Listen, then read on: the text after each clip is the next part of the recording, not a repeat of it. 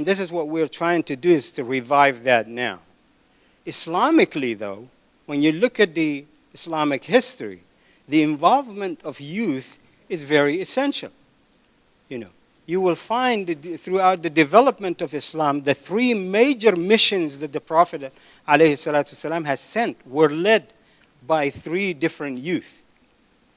The oldest was 21 years of age, who led the first migration from Mecca, people who were really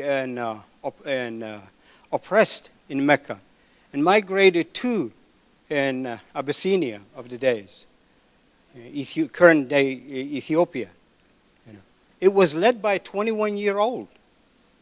So Sayyidina Umar radiallahu anhu, one of the most praised Muslim leaders, in his council, he had a 13-year-old boy who was advising him.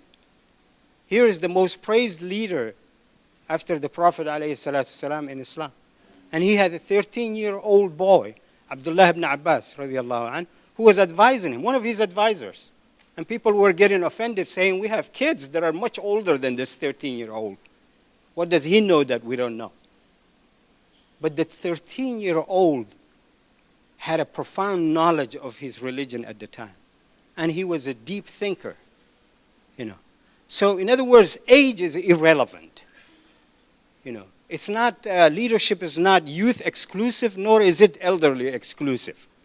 But traditionally, we became societies that always say, when there is a problem, let's call the elders, with all my respect to my elders.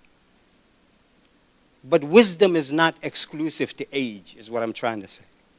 Knowledge is not exclusive to age. You have to have all of those people who have the capacity, regardless of their age, the old, the young, the in-between.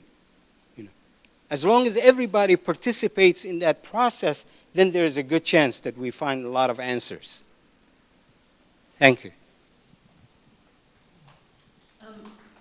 My name is Nancy Murray. I'm from the American Civil Liberties Union, which is an organization that basically protects people's rights in this country, upholds your constitutional rights. And I want to make sure, in addition to the need for mentorship, that you use the services of organizations like ours to find out what your rights are. I mean, we would be happy to come and do a training or anything you need. I put some materials out on the table about what to do if you're stopped by the police, what to do if you're visited by the FBI. It's really essential to have this information. But I just want to end by saying, in addition to youth all around the world leading struggles, here in the United States, movements have been led by young people. We think of Dr. Martin Luther King. He was quite young when he led the civil rights movement. But in fact, the civil rights movement, the foot soldiers were 15-year-olds, 16-year-olds, 17-year-olds, the youth in the Student Nonviolent Coordinating Committee.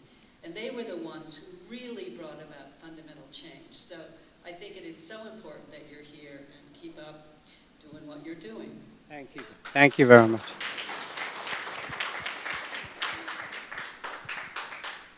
One more? Okay. There's one more, okay.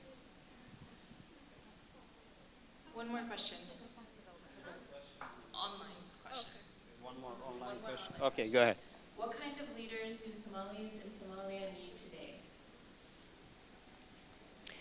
Leaders who are honest, leaders who would understand that it is a public trust and they have to guard it, and then they will be held one day accountable, if not in this world, in the hereafter.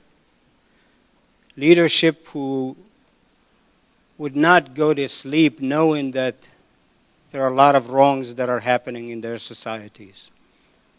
Abuses of all kinds. Whether it is a person who does not have anything to eat. The same way, the model that we mentioned earlier, and we said Umar bin Khattab radiallahu anhu, we mentioned that.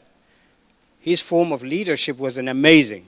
Maybe if we don't have today people who can lead in that fashion, they can learn from that. They can aspire to become leaders like that. Leaders who would be roaming around the streets in the middle of the night. In the middle of the night, just making sure that there is no hungry stomach there. Or somebody who's homeless. And he would be walking the streets with his best friend at the time, the equivalent of the richest man. Imagine Obama and Gates walking the streets, the central city USA, trying to find out who is hungry and who is homeless, and trying to build everything. That's what they were doing. Now, that's a standard way above all of us in most cases. But that's an inspiration. That's, if we're thinking in that fashion and saying, what am I doing? What kind of service am I providing for people? Then we can always improve. And I think Somalia needs that kind of leadership today. And may God help us. I think Okay, go ahead. I think the older Somali generation should practice what they preach because they tell us to do one thing, but then they do like the complete opposite. So it's like they tell us that we're all one community, but in reality, there's 3 different communities that like does not get along at all. So it's like, where do we stand as a community? Yeah, that's a good question. Sadly, that happens in a lot of different communities, by the way, not exclusive to yours only. But I think there's enough of the leadership of the community present in here that they can take that kind of challenge and talk about some of the differences that they have and how to mend fences and how to build bridges of understanding and all of that. And again, I'll turn it to the youth. You guys can take the leadership on that. At least call those kind of meetings when people can talk about their differences and the duties, the responsibilities that they neglect while they're focusing negatively on one another. So that concludes everything. Jazakumullah khair.